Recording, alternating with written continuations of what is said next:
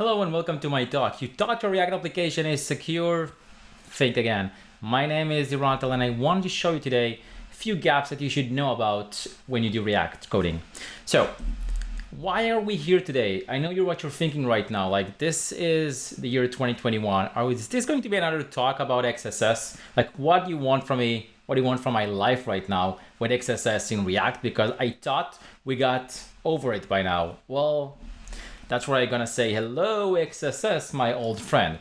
And I'm gonna show you a couple of examples that I was just going over Twitter, just to find some coding examples of people showcasing some of their code stuff on React and what are they actually doing there. So here's one example, right? This is XSS, this is, this year. What's going on? Let's see. Looks like someone is trying to build a counter, but it's something's messy over there. Are you seeing what I'm seeing? Because when I zoom in a bit inside, I see the whole fancy use effect kind of stuff. Is it fancy still? I don't know. It's already like a few versions into React. But anyway, you can see that there's a count variable that's coming maybe from the outside. We are putting it in. We have no idea what's in it. Is it sanitized? Is it not? Should we output and code it? What does it even mean to output and code things? We'll learn about it in a second. But as you're seeing, there's a mix here of React APIs and the DOM APIs like inner HTML, which is not a really secure way of doing things. And this mix actually causes cross-site scripting attacks or vulnerabilities like in this application. Let's look at another example. I've also seen this case on Twitter, which is, also this year, not so long ago. So this person was trying to avoid the runtime evaluation eval function by basically accepting user input as well and running it, right? Because when you're doing return a plus b and a is an IFE or a function or whatever, it's gonna get run, it's gonna get evaluated. So that doesn't really solve the problem either. So we're having a lot of those different things that if we're not using the right APIs, we're not aware of what are the secure APIs or what are the insecure APIs. I'm not just talking about dangerously inner HTML things. I'm talking about other things as well, and you'll see it in a second. So, introducing myself. My name is Liran Tal. I'm a developer advocate at Sneak, where we help developers build applications securely using open source. So if you're in your IDE writing some JS6 code, writing some Node.js code, Java, whatever that is, we'll help you find it. We'll augment your experience of doing that by telling you real time if you are actually having some vulnerabilities and insecure code right there.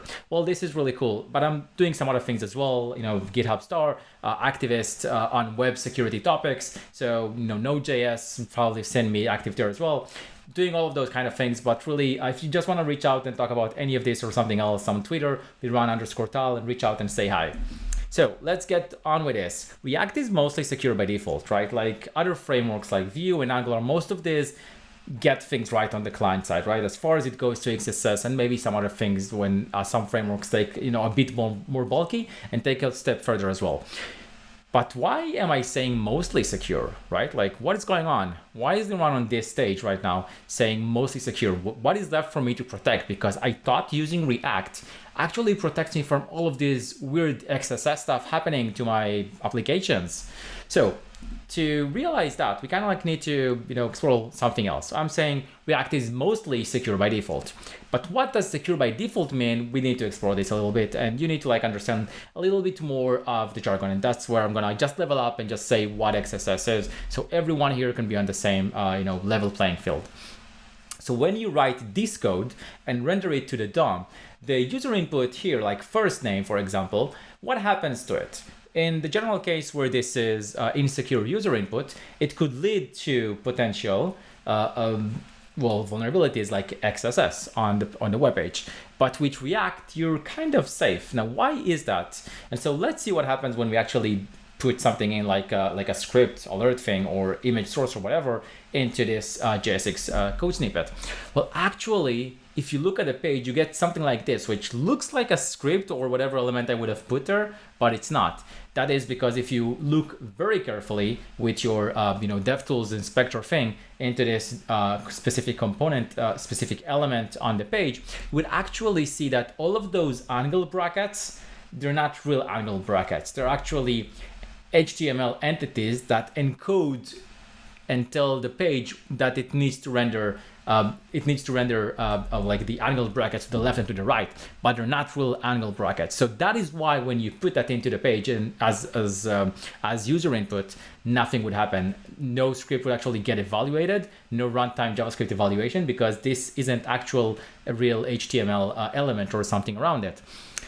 And the browser knows this, and this is what I mean when I say React is mostly secure by default. React is mostly secure by default actually means that it knows to encode. So now we have this new jargon telling us what this actually is. This is secure by default if you actually do output encoding by default on any user input.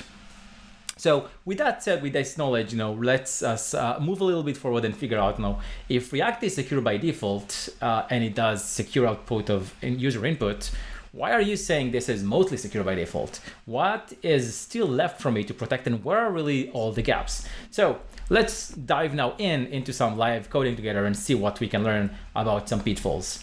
And so for that, I have this build application website where it's, this Kate Levy was building her package profile for open source maintainers and things like that. So it's kind of like the, a web page with packages on it. So let's dive into something like this and see how it looks like. Well, I need my ID. There we go. Let's make sure everything works. It does. And if it does, I should have, nope. This one here. Okay, cool. So this is the website that I've just built, and looks like it's working pretty cool. Has some elements in it like user input here.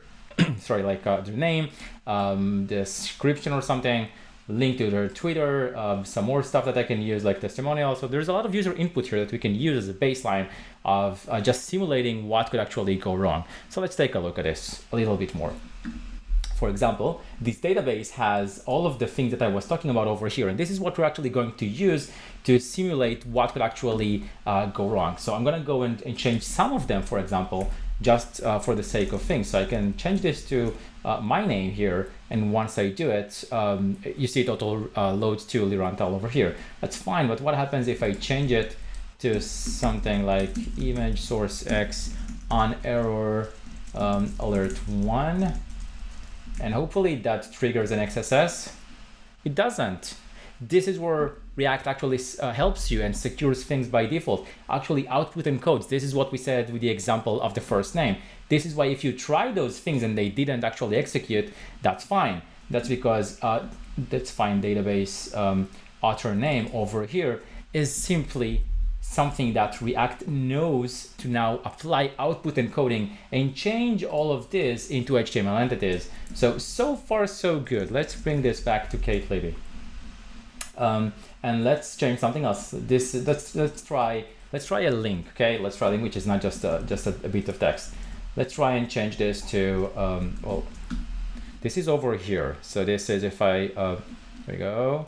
I just hover it. You could see at the browser bottom left. This is going to her Twitter account. So I'm gonna change this to, let's try and be kind of malicious here, right? Let's say someone has this free form field and they just build up JavaScript alert, which is like, again, the classic way of maybe introducing some XSS.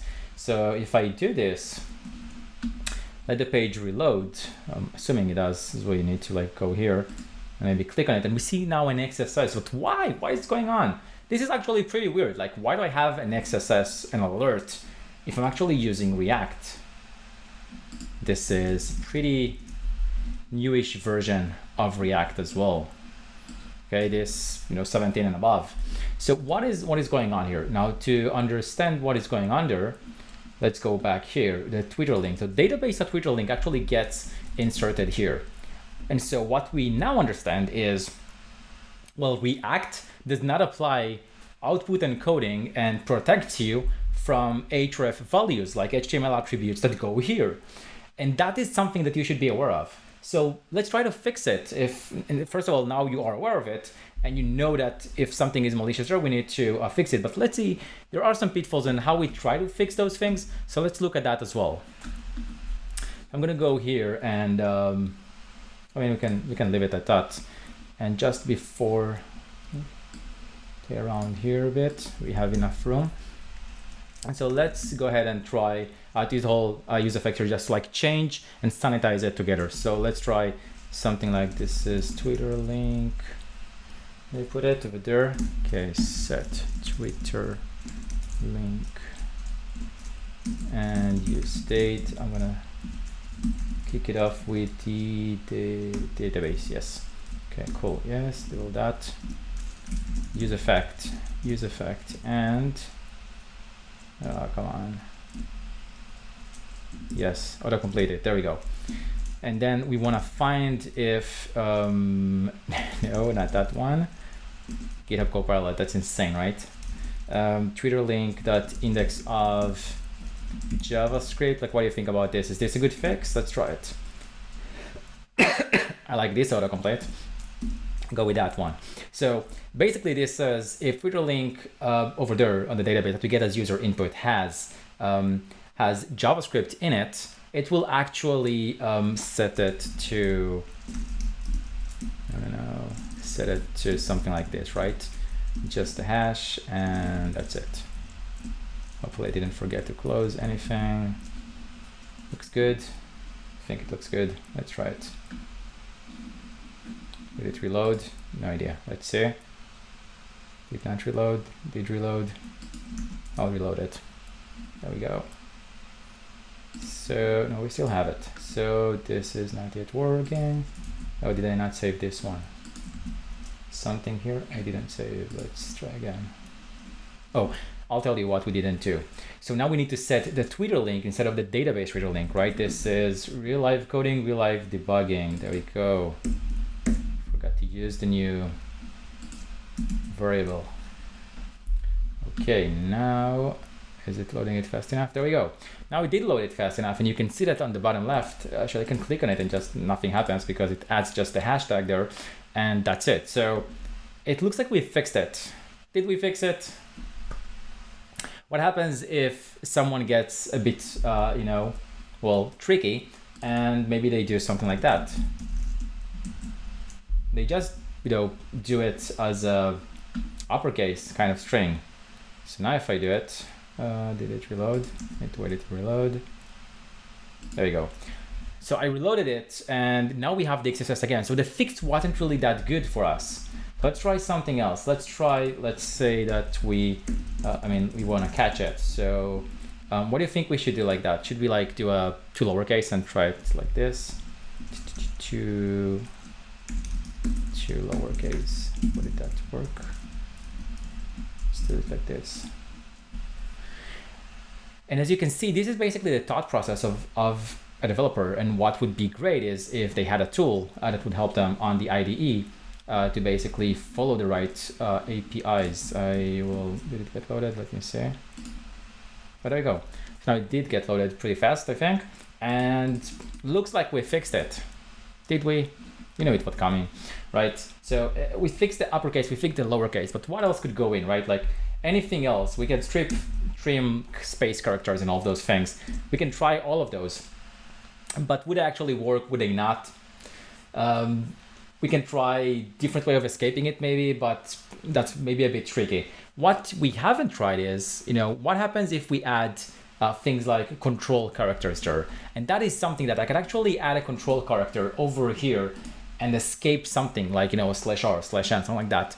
And that would actually escape the whole, two lowercase and index of, and everything will be just fine. Let me show you what I mean by that. If I just do not here, over here, I just started off with /x19, which is a control character. If I try that one, the whole thing falls apart. Reload it again. There we go. So as we're learning, doing one thing and the other, these are all trying to mitigate the problem, but there are still some issues that we should figure out how to do it. So learning how to do things right is important. Now let me go into something else. Let's say that I actually want to,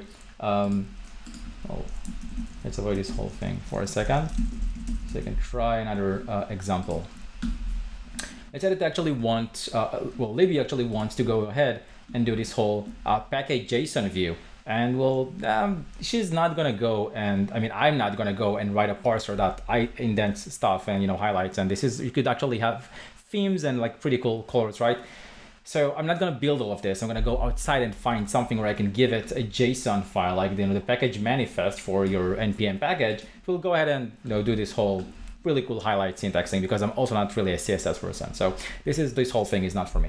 I'm gonna go over to something like the Sneak Advisor, and I'll look for some packages. Already found something that's called React.js Pretty. It's unfortunately, it looks like inactive. It's unmaintained or something, but it has something like 40K downloads, which is a lot. So maybe I'll try and use it. You could try and check if this is popular by version or not. So hopefully, hopefully everyone are on the latest version, which they are. So that's a good thing from security-wise. If there's like this was vulnerable, you knew what to upgrade to. It also looks like this is mostly used as a direct package, which makes sense as opposed to like an indirect package. So I'll go ahead and use it. The most popular version indeed has no security fixes. Let's see what's going on. I'm gonna go and use this. So I'm gonna go into package profile. Yeah, where is it? It has package parser, I'm pretty sure. There we go. So I've imported this as package parser, and I've provided it the package manifest, which is basically all of this JSON from the database file that I have here. Let's play around with this one here. So it's a simple component, just like some configuration and themes applied by default. That's it.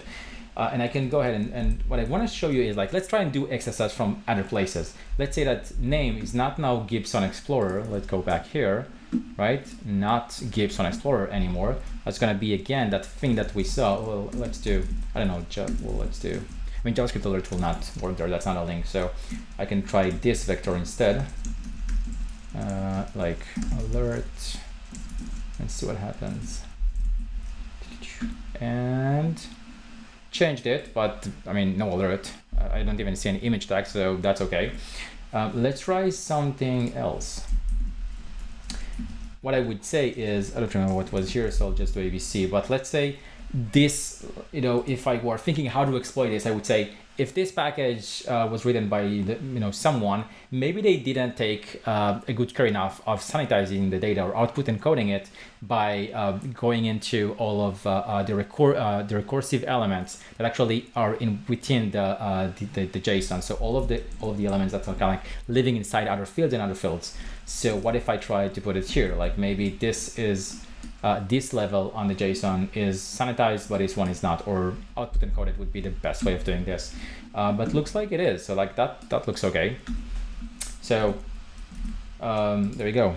Okay, getting back to normal. Now it looks like this is working, and if this is a JSON input from an from an npm package that you get as well, that is not controlled by you. That is controlled by someone else, right? So what if that person gives you a bad package JSON, right? Like I'm gonna go and do something like this and say, hey, you're getting this package JSON. There you go. So package manifest. There you go. No, it's not a JSON anymore. Now it's a string. It's a string which I control, because I can define whatever I want in my package JSON, and just a tar file, and I'll send it to you, right? So if this is the input now, let's see what happens.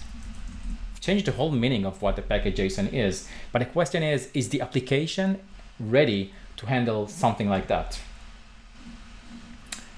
Doesn't look like it, because it looks like it tries to render it. It should probably have put an alert box somewhere there. On our alert probably should have worked. Oh, there we go. So now we see that what's happening, right? So now you're using a component, an open source library that may have vulnerabilities in it, even though you were thinking it might be okay, probably, well, not probably, it's not, but you have to like test all of those things. So this kind of like brings us into the world of managing components, learning about all of those things. So here are my takeaways. Let's go back to slides. Yes, there we go. So takeaways for us, right? This is, avoid all of this, dangerously inner HTML. Obviously, you do not want to do this, but the fact that you're avoiding it doesn't mean that others are avoiding it as well, like we've seen here. So You should really scan your third-party dependencies. If you're doing something like npm audit, that's fine. It's a great way to get awareness for security vulnerabilities. But in my case, I found out when I was using React.js on Pretty in my demo here, is that it did not find it. When I was doing npm install, npm audit, nothing was showing up for it. Luckily I was using a sneak test and I was able to find it. So, be aware of what you're putting into this. If I have to summarize, right? Be aware of what you're putting into your, I would say, dependencies in general, libraries collection or your applications, components. Be aware of what you're putting there, be able to scan it all the time and fix it. And the other thing is, of course, be careful of what you put into those href HTML attributes, because they are not getting output encoded by default. So thank you, React, as I would say, react responsibly and securely. And if you want to reach out, I'm Liran Tal. Thank you and have a nice time. Bye-bye.